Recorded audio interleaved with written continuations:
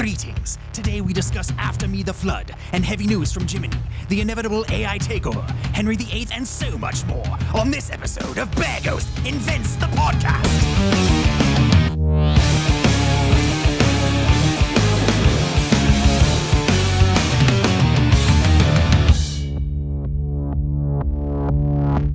A pinch of this, a dash of that, a bounty, a barrel of balderdash. Bring to a boil and then we can win in relentless, irrelevant tales or chats. Epic tales! Inside joke, historic fails, and interhopes, a self-indulgent pie to the face. For those who care what we have to say. Now come along, marvel and awe at our totally original idea. It's a radio broadcast that goes on your iPod.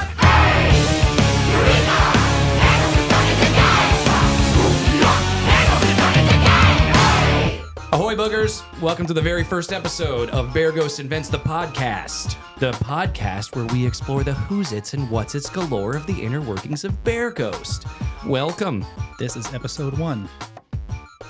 the Phantom Menace. Yes. That's the stupidest thing you could have ever said. Cool, thanks, Andrew.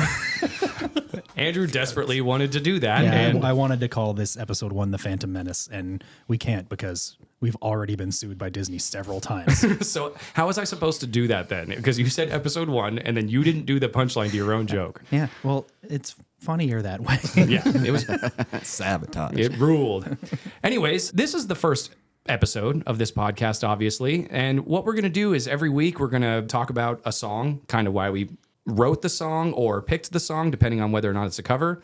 And we're just going to kind of talk about that. I got everybody here with us. I'm Ryan. I play guitar and I do singing. And we've got drummer Buttons. Hello. Yep, that's him. We got bass player Do. Also, among our many prestigious inventions, we don't know how to use computers and do this at the same time. So we invented an AI program to do that for us. Everybody say hello to Tigbot. Hi, Tig. Hi, Tigbot. Tigbot. Now it's your turn to say hello, Tigbot. Hello, Tigbot. Oh, man. It works. Tigbot is hilarious. Anyways, this being the first episode, that's also the first time you guys have ever heard the intro song. It's fun because this song, before Buttons and I even knew what it sounded like, we recorded a vocal part for it because we had a show that happened to be in the same place where we record our stuff, and we brought in a bunch of fans to record a part, and then we put it in the song, and it doesn't sound like anything. Those fans have been waiting well over a year to hear that song.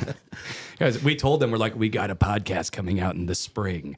And then we went on tour in the fall, and we're like, guys, we got a podcast coming out in the fall. And then now it's coming out on 2025. Yep. But yeah, so we had I basically, in the studio, I had kind of a riff idea and had no idea anything else about the song. So I was just in the studio with Jeremy going over a tempo, and I'm like, I'm pretty sure it's this tempo. Let's Jeremy records all our stuff, by the way. Oh yeah, Jeremy Parker. You might know him from things such as Evanescence, Mudvayne, The Rest. He was the lead singer in all those bands.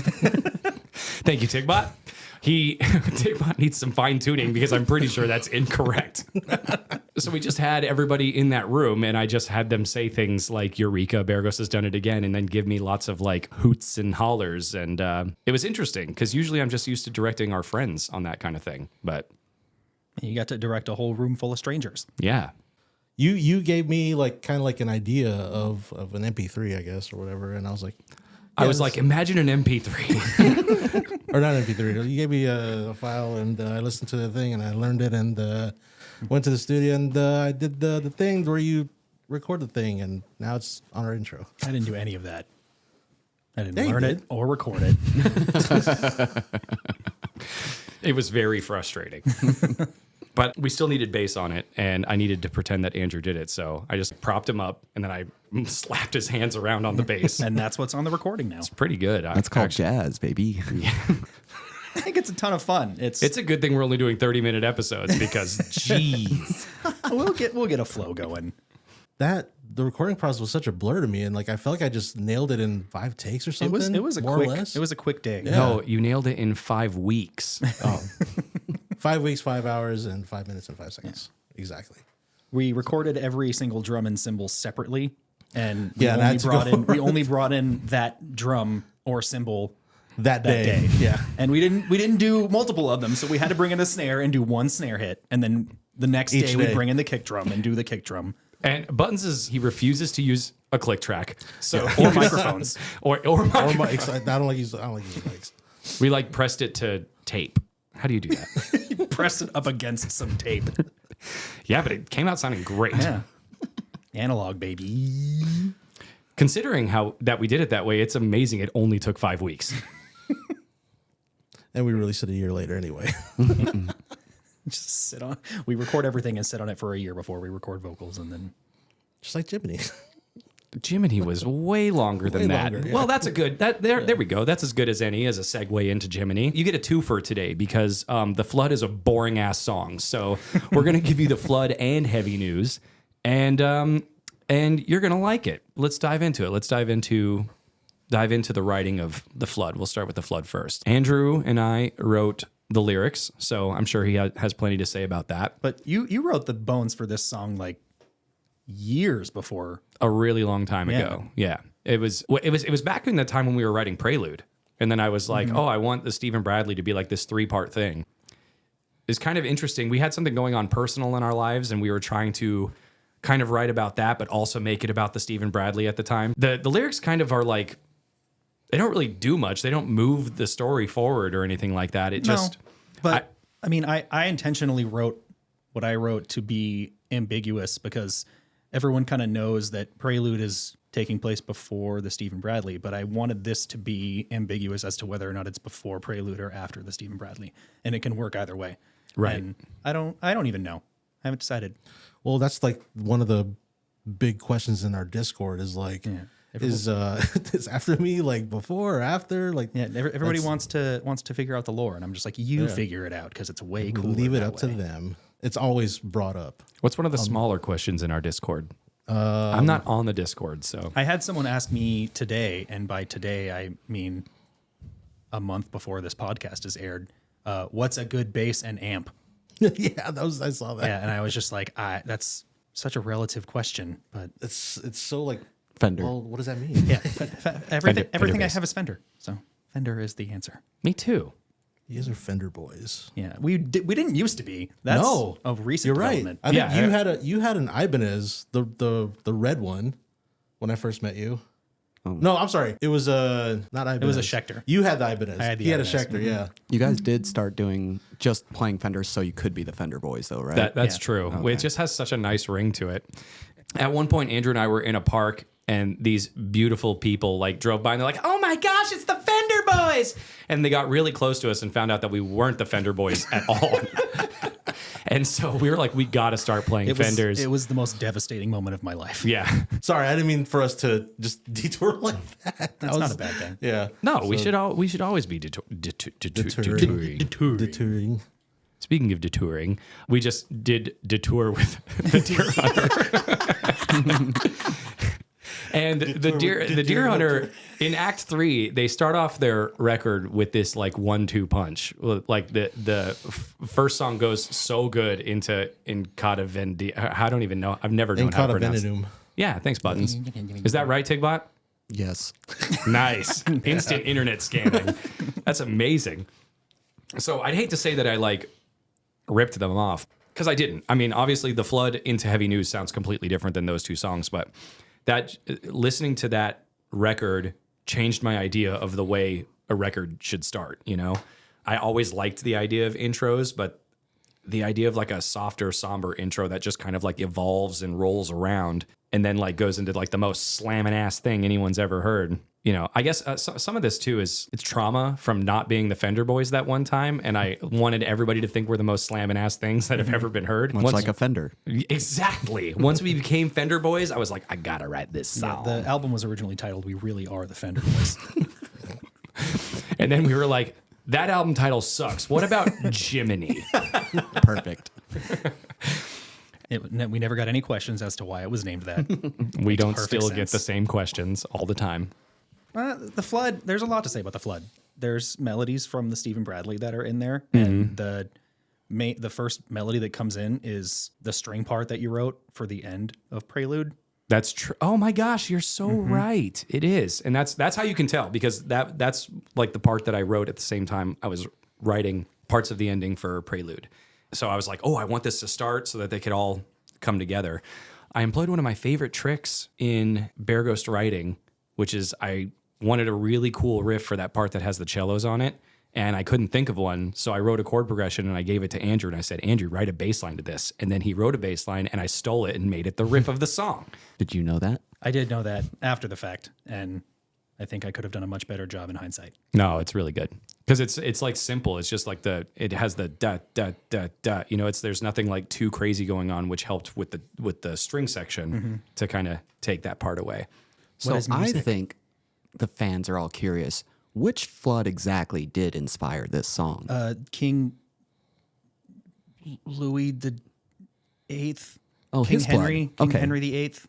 His flood, yeah. Of Oh, course. Andrew's giving an actual answer. Oh, wait, for real? Yeah, I don't actually remember which king it is. I think it's King Henry the Eighth. Yeah, he had a quote. Henry the Eighth. I am. That's the quote. Anyways, so if you guys have ever seen that in your textbooks, I'm Henry VIII. I am. That was what inspired the flood. So no, I think it was like some French quote. It's après moi le déluge or something like that. I just butchered that. I'm so sorry for anybody on here that is French Nobody. on or here is French Canadian. No, nobody at this table is French. No. But we're all offended nonetheless. It literally translates to "after me the flood," and it is kind of debatable what he meant by it. But I think the most commonly accepted thing is that he's pretty much just like, I don't care what happens after I'm gone, Yeah. or Was after it- I'm gone, everything's gonna fall apart. It's something like that. But nobody really knows. Yeah. Maybe he was just saying that when I die, will come flooding from my pants. It does happen. That is, I mean, how often does that happen when somebody dies, TakeBot? 100%. 100 times exactly. No percentage, just 100. All right. So, I mean, I know the intro is long, but I don't know. I think it just kind of set like a really nice like tone, a lot of build up. Initially, we went into like an actual drum beat in the "I'll start again, I'll persevere." That's right. Yeah. Man, those are great notes. I was so on key just now. It was radical. It's King Louis the 15th. I was very close. King Louis 15. Yeah. I knew. I just didn't want to embarrass you. King Louis the 15th. I am. So he reigned France for almost 60 years, 59 years, second longest in the history of France. But are you actually looking it up right now? Yeah. No, You're I not am. the AI. No, I was doing it for myself. I just was gave it to curious. him. TakeBot Off is screen. feeding him Yeah. information. And food. We did. We gave him a mechanical arm, and when he talks, he like moves his hand up and down like a sock puppet.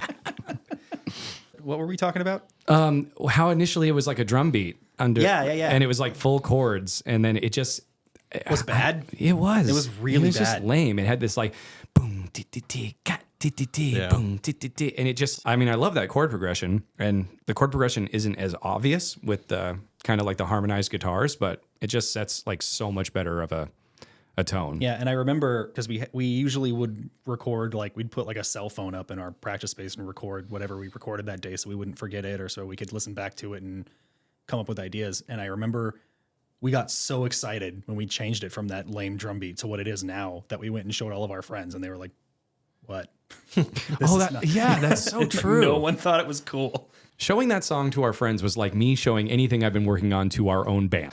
I will be working all day on set. Well, that's not true. Buttons is pretty good about it. Buttons will I get back respond on the Slack all the time. No, man. Buttons is good about it. It's Andrew who you it's take like forever, pulling teeth to have him respond to anything. I've been better. I've been bad like the last couple weeks, but The other day I was working on a cover that will be on an upcoming episode of this podcast, and I sent it to Andrew. And I got a text from his wife who was just like, I didn't know you were doing this song. It's so amazing. And She sounds exactly like that. yeah, if you've ever met Andrew's wife, that is exactly how she sounds. But I was like, cool. Can you tell love her. Andrew to respond to it? And then Andrew texted me. He's like, Carla's losing her mind over it. And I was like, great. What do you think? And then 2 hours later, oh, it's good. That's what I have to deal with. It was my day off.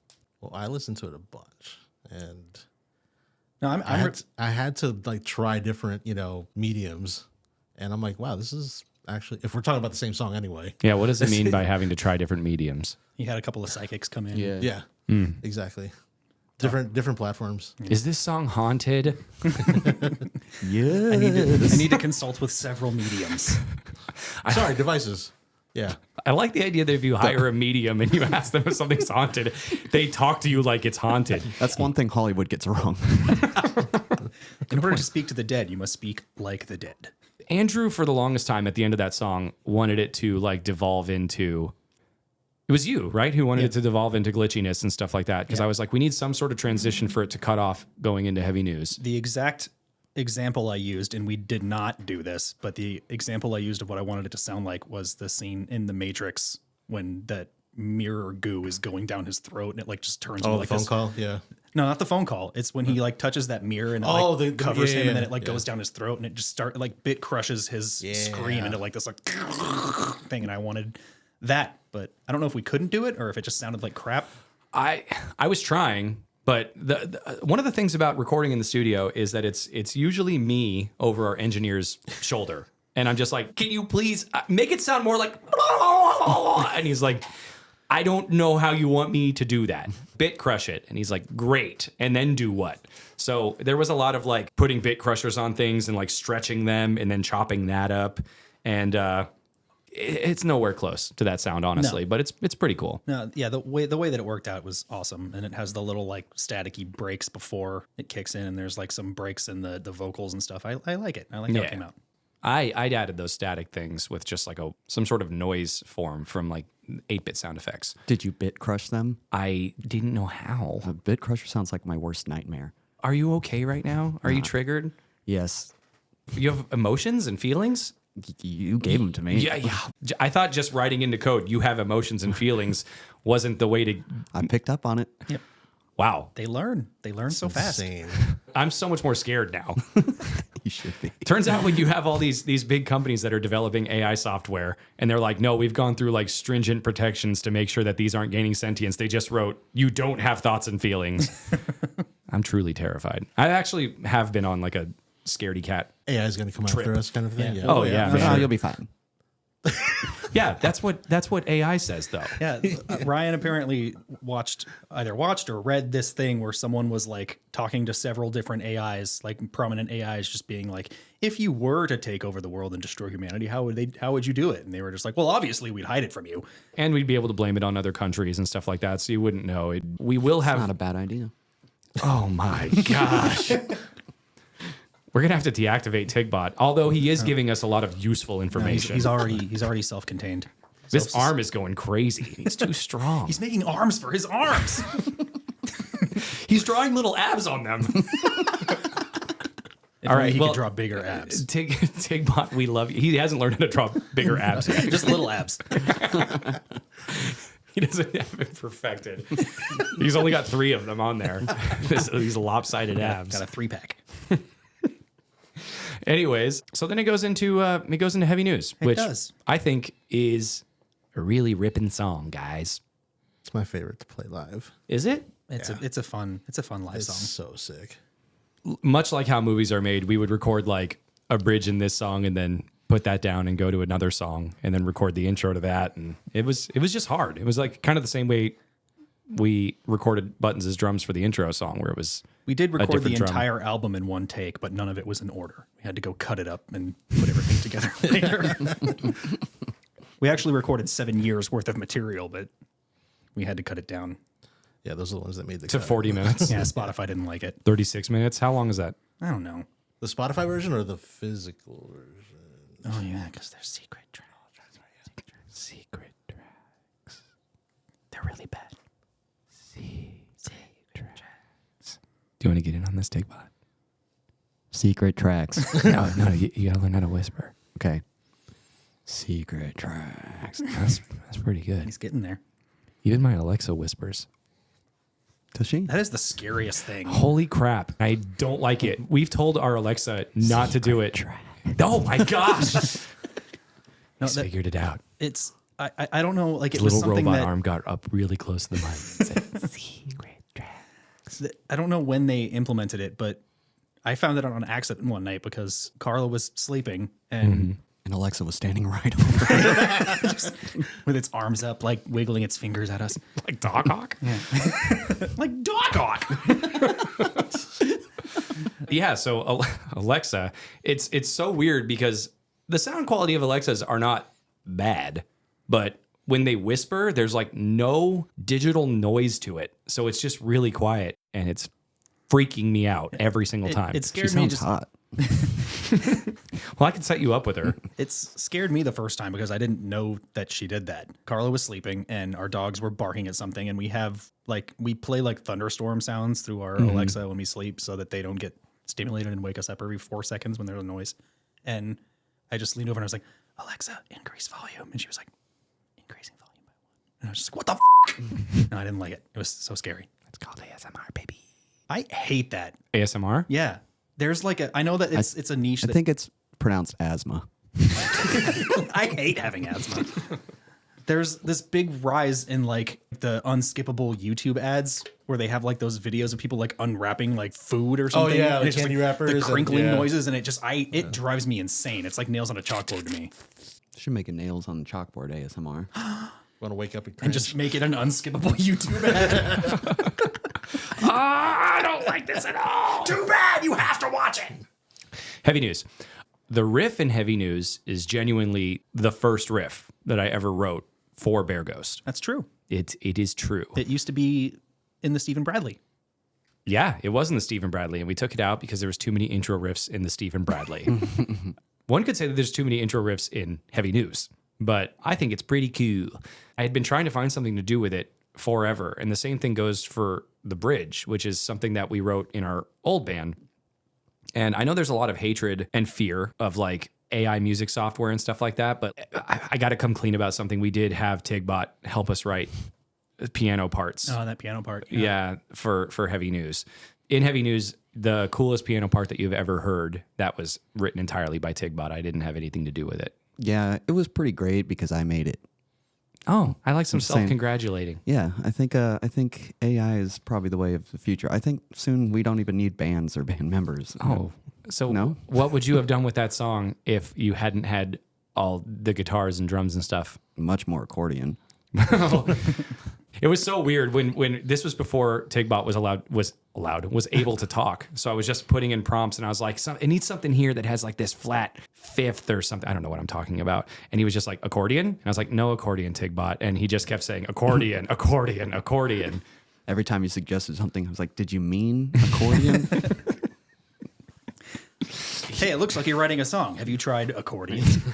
Anyways, yeah, that part's really great. And I can't take any credit for it. But I do appreciate that. That's very nice. You're welcome. It was one of the reasons that song kept sticking in my head. Initially, like I said, it was a bridge that Andrew and I wrote in our old band, and I loved this bridge so much. I was like, well, I can't use that bridge, so I need to like come up with something different that's very similar, and that's why I wrote the bridge for the Stephen Bradley.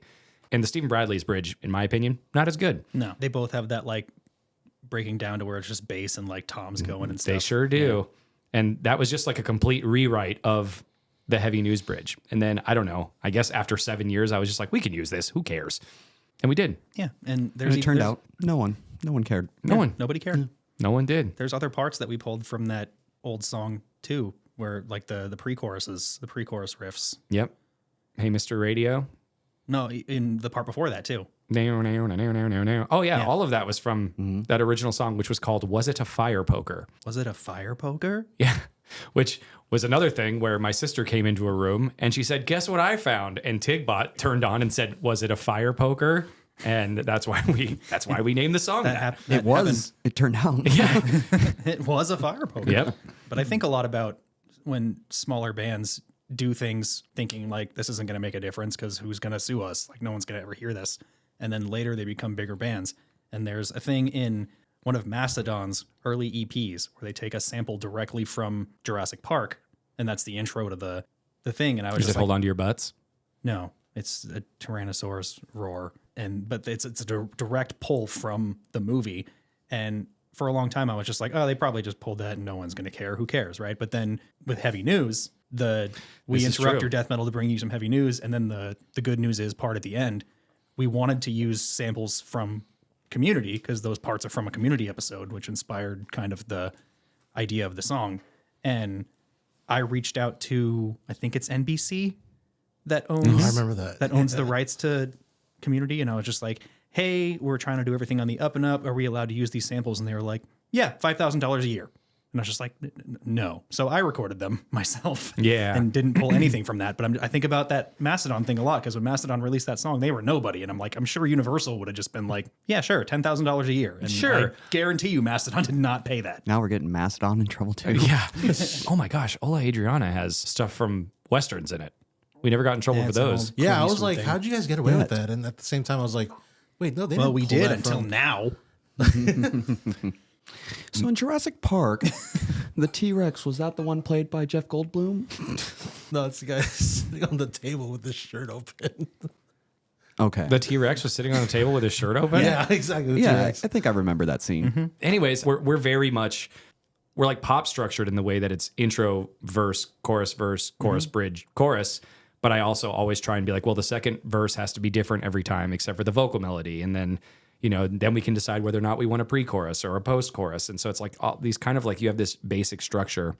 I think that song came out really nice, and it took a long time to figure out something to do to bring everything together. So Yeah. I can't remember how quick the lyrics came together on that so long ago. yeah, so there's some clear, like we're talking about like an apocalypse that's driven by climate change, and I don't know, it's a lot of stuff. I really threw a bunch of stuff at Andrew for what I wanted those lyrics to be. Yeah. Normally I come up with a premise and I write vocal melodies and then I just give it to Andrew and then he writes me a draft that usually is awesome. Usually we sit on that draft for a while and I'll kind of tweak it a little bit. And And then it gets nice and sweaty and we have to air it out. And within like a week or so of us going into the studio to record it, you and I usually sit down and like iron out some of the rough edges. And Yeah. most of the time that's where some of the best stuff happens. But yeah, this whole song, I remember you told me you wanted it to start off almost like practical, like a practical apocalypse, That's and true. then just get more and more ridiculous. Yeah. And I went pretty ridiculous. What's a practical apocalypse? Like weather events and A passing asteroid. there's wildfires and hurricanes and Yeah. And then by the end there's polywogs covered in spikes the size of ships. giant frogs that are eating your family and krakens destroying cities. That'd be a cool way to go. Exciting. Yeah. The actual Merriam-Webster's dictionary version of exciting, when it just doesn't necessarily mean it's a good thing. It just means it's exciting. I made a direct line about confirmation bias in that song because the whole thing was premised on the idea of people just completely dismissing evidence of bad things happening because it doesn't fit their little bubble that they want to live in. Like, this is something that's actually happening and hurting people and killing people and will affect your children. And they're just like, no, Yeah. politics are more important. So I think that song came out really, really freaking awesome. The whole final chorus is pretty much directly from that old song that we wrote, but I just added like a lot of 8-bit whoop-de-doos and too many vocals to sing live. Too many vocals. Too many vocals to sing live. So I hope you guys like it. I am pretty proud of it. And we'll be right back after a word from our sponsors. Do you like fish and chips? I like fish and chips. Oh, that's really cool. You should come over to my fish and chips place where that's what we sell. I'm going to do that. Oh, cool. They're $5 For how many fish and chips? for five fish and 5 chips. $5 for 5 fish and 5 chips. Yeah, it's a steal. I'm gonna buy it. And now we're back from that real commercial. At the time this airs, it will be the new year. Anybody have? Well, we can talk about what's up for 2025. Anybody heard about that Epic Universe? That's supposed to be a real joy. Yeah, I'm excited for Epic Universe, even though I probably won't go right away because it's going to be busy, and also I don't have any money. Have you thought about having money? Yeah, Try making a podcast. Yeah, I can already taste the money that we're raking in. What, with a $5 chip sponsor, fish and chip sponsor? Can you believe we got them? can't. You know what I thought was crazy about that commercial? Is They didn't even remember to put their name. They didn't put the name of the company. So those guys didn't say that about their sponsors. Oh gosh, they're gonna pull Well, out. they don't know who we're talking about. So Who's gonna pull out? No one knows. Not me. Well, I think that's it for today's podcast. Mostly because I have to pee really bad. Hooray! like and subscribe. Is that a thing that you do? that? Everybody close your eyes. Imagine that like button. Just go on and stick your hand straight out. Push it. You guys remember when we were in Tigbot, you were there, and you were there when we were at Tokyo Disney Sea, and I was doing this bit where I had the map directly in my face, and I was just pointing and walking, and I walked right into that poor Asian lady and her baby. Yeah. With like my pointed finger straight out. And I think you took the kid's eye out, right? Yeah. And then you pulled the map down and apologized profusely, but they didn't speak English, so it didn't make a difference, and they were just mad So at it just you. seemed like you were yelling at Since them. we were in Japan, I think it's Since we were in Japan, I think it's more appropriate to say that I didn't speak Japanese. Not like I should be there and be like, they didn't speak English. All right, cool. This was you can already tell that this was a really bad idea. I hope you guys enjoyed the very first episode of Bear Ghost Invents the podcast. Stay tuned. Next week we'll have a brand new cover heading your way, and it's a lot more recent. So I think we'll have a lot more to say about it. What do you think, Buttons? Yeah, looking forward to it. It's going to be a jam. What do you think, Do? It's gonna be a jam again. Hey, what do you think, Tigbot? I don't know. Oh, okay. All right. We'll see how much more intelligent Tigbot gets for next episode. All right. We love you guys. Bye. No one else is going to say bye? Bye. Bye. Bye. Hey, everybody, thanks for listening. We really appreciate you. Special thanks to all of our Kickstarter backers. Next week, we are going to have The Bells of Notre Dame from The Hunchback of Notre Dame for you. So stay tuned. See you then.